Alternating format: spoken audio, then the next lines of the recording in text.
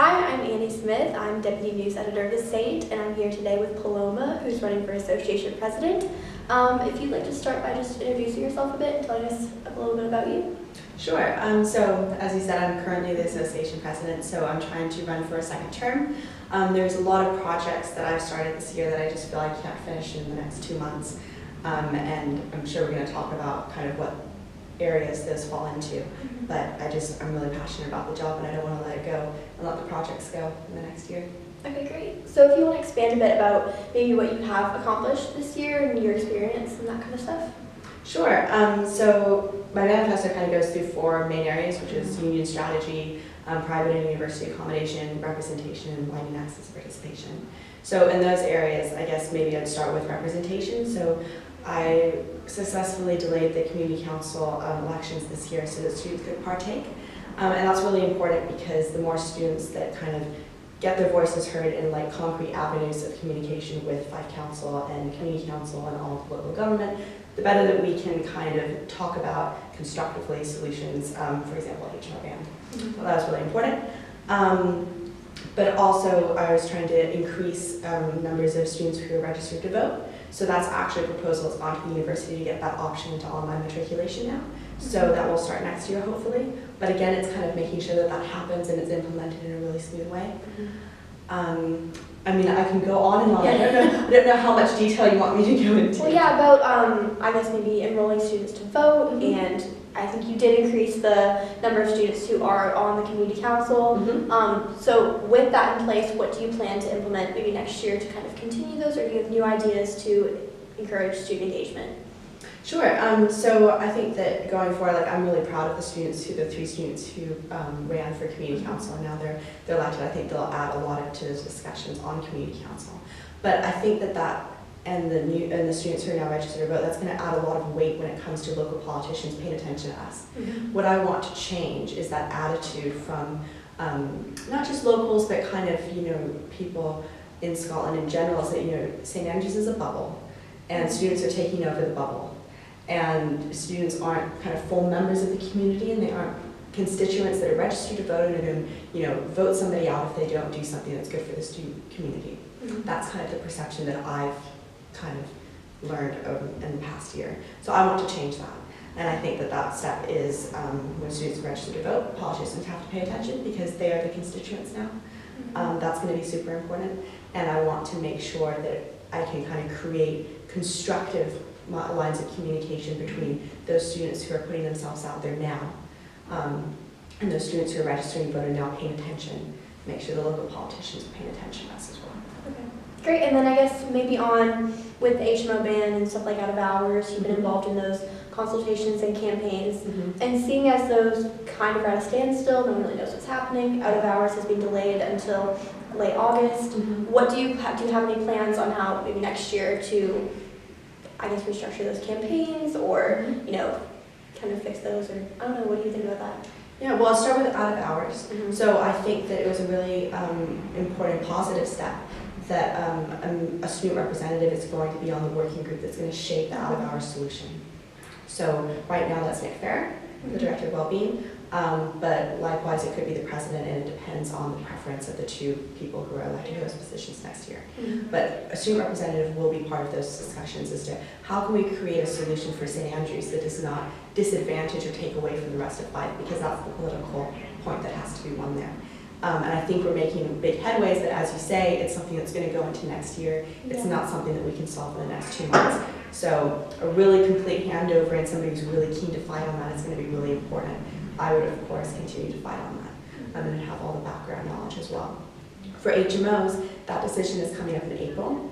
I'm working with politicians and our SOC member for accommodation to create a solution that we can put forward to the committee that is a compromise. Because right now it's, do you want more HMOs, or do you want potentially 3% more?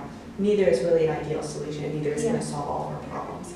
So first I want to put forward the compromise to the committee for a vote, and then regardless of the outcome of that meeting next year, I would be able to kind of talk with politicians and committees about other solutions to our housing crisis that is not just about the number of HMOs. For example, rent pressure zones, How can we hold landlords accountable?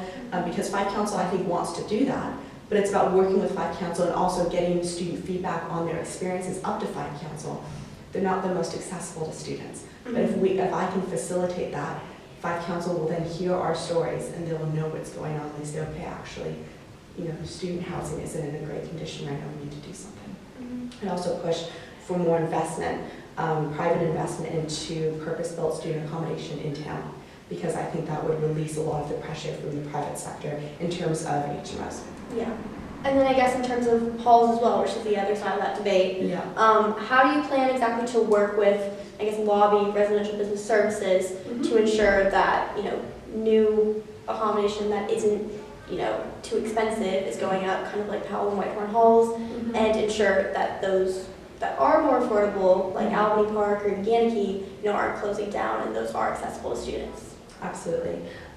So I start with the word you use, lobby. I wouldn't use that word with RBS RBS. I think that what I've done this year is created a really good relationship in terms of open and honest communication. And through that, not only have I learned a lot about the constraints within the university and RBS work within in order to deliver housing to students, but I think also I've gained a level of understanding from them as to what students want, because I've been so open in my communication as well, and I haven't been aggressive in my communication, I think. But going forward, the president next year will be part of a working group that's going to shape the enabling strategy for the university's new accommodation strategy as part of there's a lot of words here, overall arching strategy that was just passed by court in this previous year. So I was a part of that as well, but now it's about how do we implement it. So looking forward, I want the university to, again, have a balance of accommodation that's going to service a lot of different student needs. So as you say, obviously affordability is a key thing. Affordability is really subjective, and we also need value for money as well.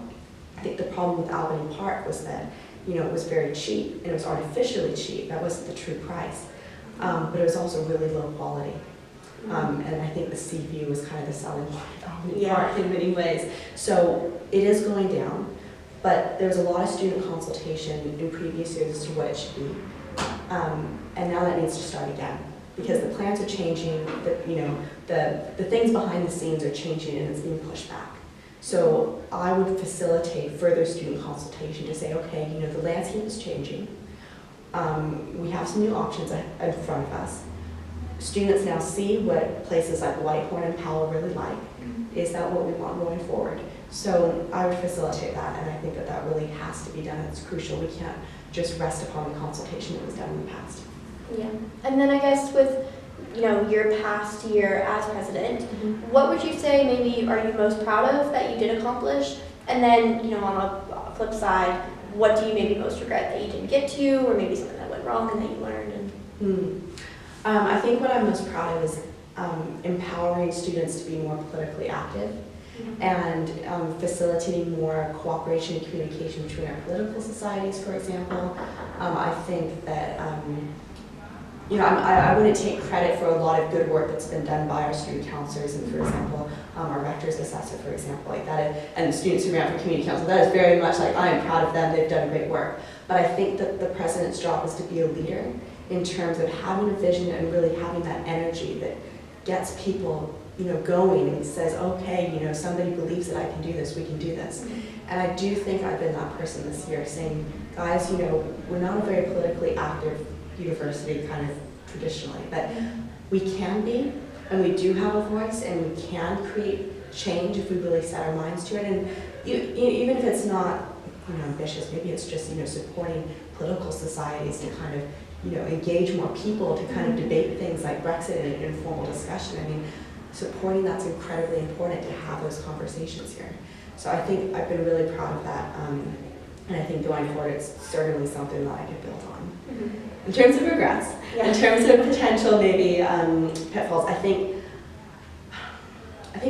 with any president it takes a long time to kind of settle into the job and to know who's who.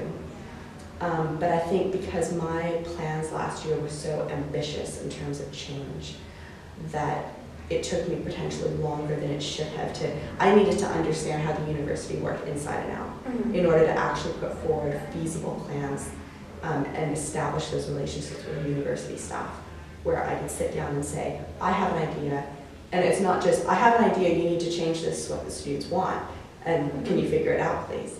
No, I was able to eventually be able to sit down with the university and say, here's my idea, this is what the students want, and here are 5 different options of how you could do it, and my preferred option is option 5. That's the place I've gotten to now. So that's why I feel really confident when I put forward my ideas for accommodation next year, when I put forward my idea for expanding the accommodation bursary, and who can be a recipient and how many recipients there are. I'm really confident that those are going to be strong proposals to the university, because now I'm at a point where I understand how it works. Okay, great. Is there anything else that you'd like to add or didn't get a chance to say?